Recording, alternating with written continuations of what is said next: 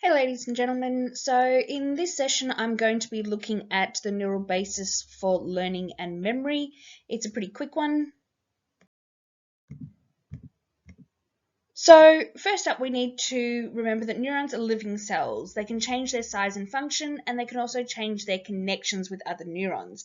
And this is all about neuroplasticity. So that's our ability for the brain to change its neural structure throughout the lifespan, generally because you've learned something. It's through experience.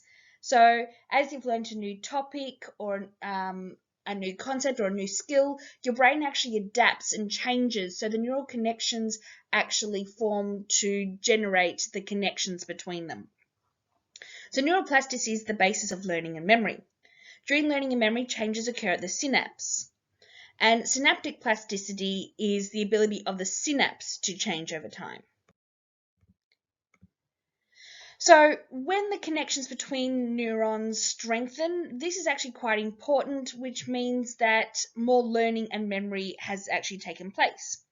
And the more this happens, the more the communication across neural connections become easier.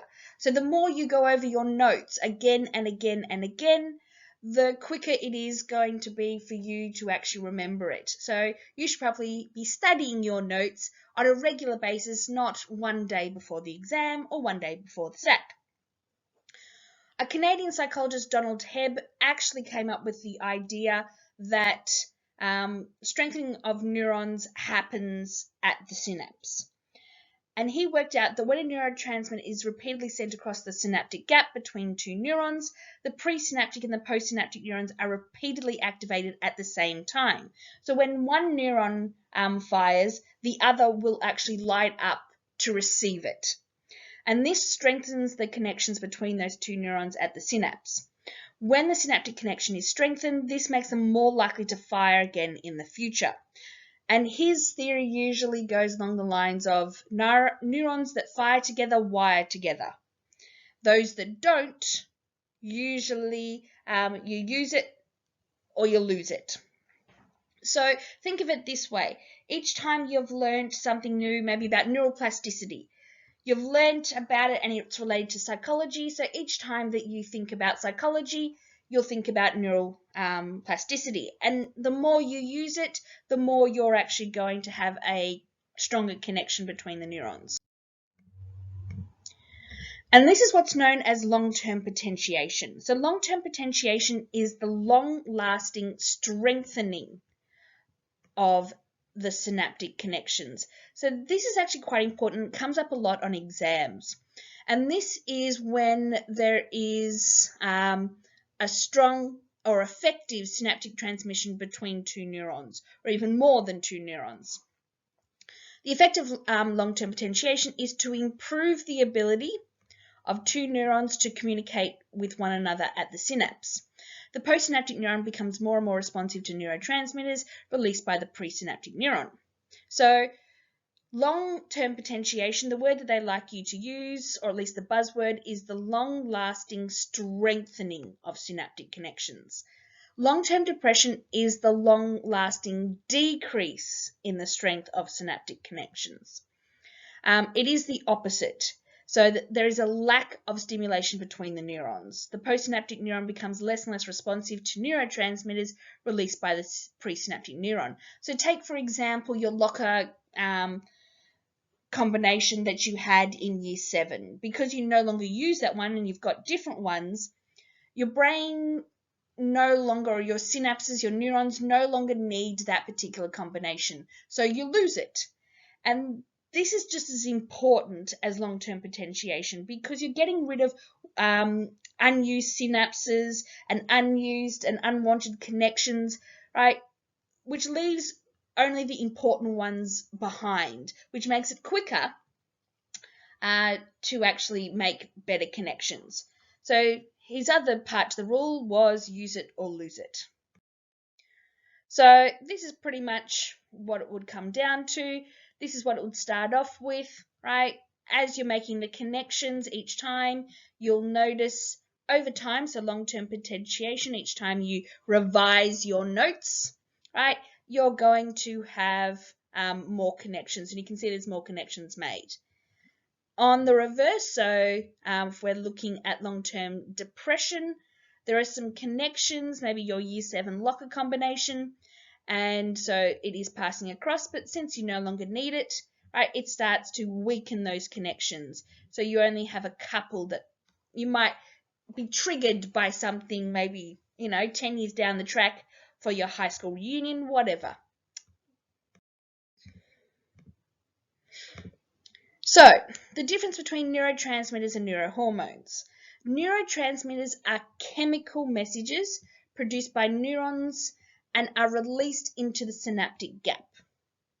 Neurohormones are also chemical messages produced by neurons, however, they are released into the bloodstream and then carried to the other neurons or cells. So neurotransmitters are usually quicker. However, neurohormones take longer to work or to pass the message across because it has to go through the bloodstream first. All right, so glutamate in regards to learning and memory. Glutamate is the main excitatory neurotransmitter. It enhances transmission by making postsynaptic neurons more likely to fire. So just make sure you remember, it comes up a lot. It does play a crucial role in synaptic plasticity, which is the basis of learning and memory.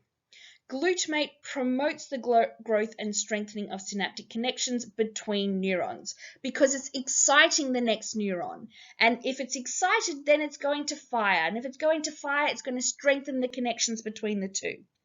Right? It encourages the postsynaptic neuron to fire, strengthening it. If you have a lack of glutamate, right, it's going to lead to no firing or less firing between the neurons. Specific types of receptors have to be present on the dendrites of the postsynaptic neurons for glutamate to be accepted and to have its excitatory effects. AMPA prepares the dendrites of the postsynaptic neuron to accept glutamate. NMDA then accepts the glutamate. I tend to take a bite on that one, but it's fine. All right, the role of adrenaline, and this is the last slide. So the role of adrenaline is important for the consolidation of memories which are emotional, either good or bad. Right? Remember that consolidation is the process of making new memory stable after learning. Some time is required after learning takes place to enable the new information to consolidate as a durable long-term memory. It is believed that consolidation takes about 30 minutes.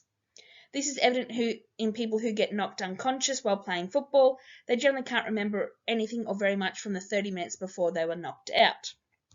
Now, just as a sidetrack, this is actually quite important. So when you're actually studying, this is just on a personal note, when you're studying for your exams, you shouldn't have, let's say, for example, you're studying for psychology, and then all of a sudden you start studying for biology.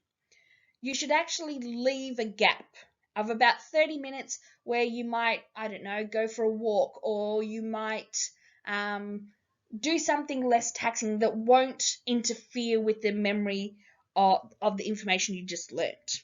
Right? It's really important to give that 30 minutes. Adrenaline can enhance the long-term consolidation of memories. This means that these emotional memories are likely to be strongly remembered, and sometimes it doesn't even need to take that 30 minutes. Because let's say, for example, you happen to be chased by that dog, and it's quite scary, and that adrenaline has been released, and because that adrenaline has been released, it's going to consolidate memories quicker. And this is adrenaline, then it stimulates the release of noradrenaline in the amygdala, and it has a vital role in processing emotions. And the presence of noradrenaline during consolidation causes the amygdala to signal to the nearby hippocampus, which is crucial in the consolidation of memory, that the memory is significant and long-term storage should be strengthened. So if you have any questions, don't hesitate to ask.